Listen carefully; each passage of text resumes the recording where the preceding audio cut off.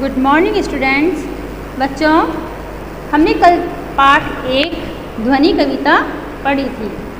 आज हम इसके प्रश्नोत्तर करने जा रहे हैं। आज मैं आपको मौखिक ही प्रश्नोत्तर करवा रही हूँ और कल हम कॉपी में करेंगे।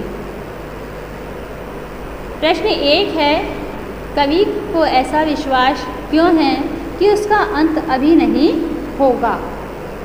इसका उत्तर देखिए, कल आपने कविता पढ़ी और समझी भी है तो आपको इसका आंसर भी समझ में आया होगा थोड़ा बहुत, परंतु चलो मैं आपको आंसर बता देती हूँ। कवि को ऐसा विश्वास इसलिए है कि अभी उसके जीवन में काफ़ी उत्साह और ऊर्जा है। वह आत्मविश्वास से भरा हुआ है। वह युवा पीढ़ी को आलस्य से उबारना चाहता है। क्योंकि कवि के जीवन में वसंत का आगमन हुआ है, अतः वह वसंत की तरह युवाओं के मन को जीवन रूपी अमृत से सींचकर हरा भरा कर देना चाहता है। इसीलिए कवि को ऐसा विश्वास है कि उसका अंत अभी नहीं होगा। प्रश्न 2 देखिए, फूलों को अनंत तक विकसित करने के लिए कवि कौन कौन सा प्रयास करता है। इसका उत्तर देखिए, फूलों को अनंत तक विकसित करने के लिए कवि उन्हें कलियों की स्थिति से निकालकर खिला हुआ देखना चाहता है। उसे विश्वास है कि वह कलियों पर वासंती स्पर्श भरा हाथ फेरकर उन्हें पुष्पित कर देगा। दूसरे शब्दों में कवि अपनी काव्य रचना से युवाओं को उज्ज्वल भविष्य का दरवाज़ा दिखा देने की बात करता है। कवि जो है इसने फूलों को अनंत तक विकसित करने के लिए बहुत प्रयास किए हैं।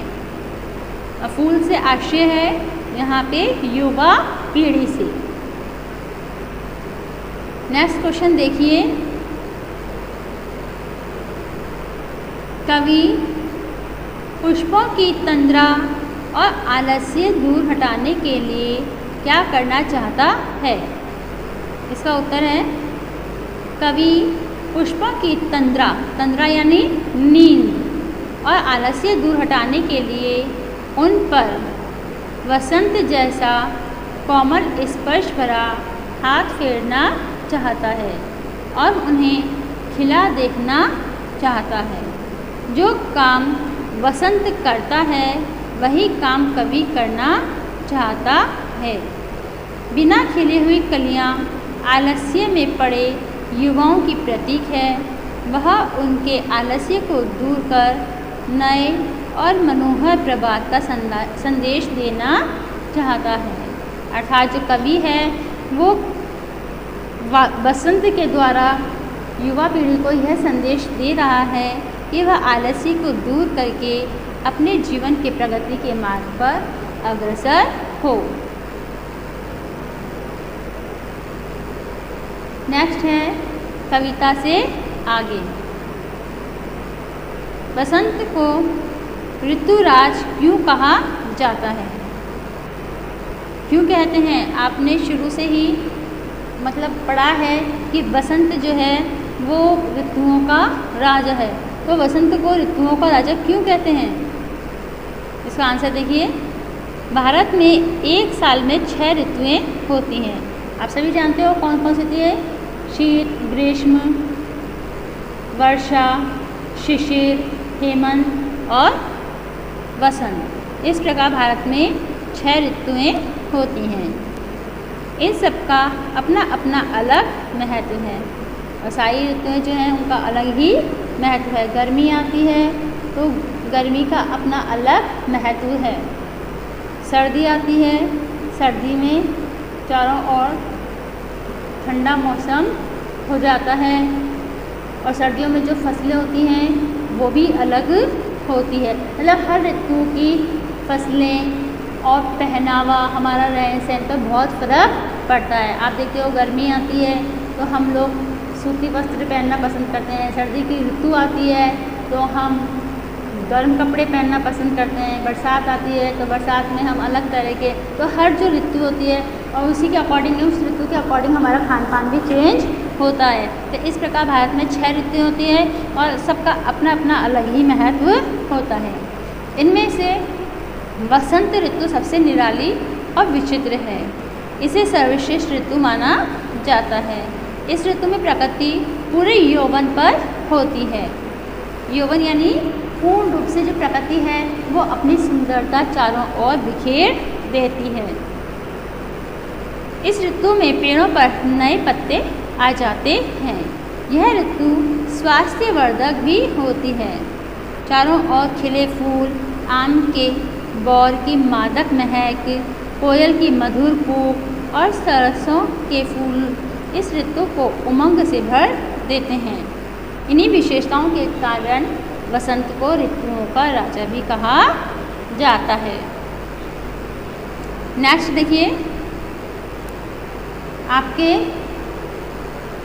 वसंत ऋतु के में आने वाले त्योहारों के विषय में जानकारी एकत्र कीजिए और किसी एक त्यौहार पर निबंध लिखिए। तो वसंत ऋतु में कौन सी है हम आपस में ही डिस्कशन कर लेते हैं, चर्चा कर लेते हैं, इसे कॉपी में हम नहीं करेंगे। वसंत ऋतु में बहुत सारे त्यौहार आते हैं, जैसे कि आप देखते हो वसंत पंचमी, महाशिवरात्रि और होली जो है वह वसंत ऋतु में ही आते हैं।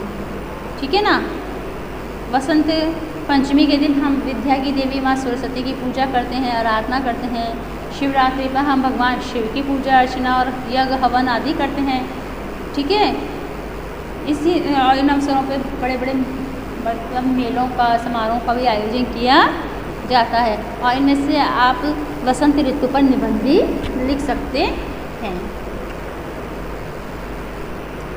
तो आज हम इतना ही करेंगे। अच्छा, क्वेश्चन नंबर 3 हमारा रह गया, इसको और डिस्कस कर लेते हैं।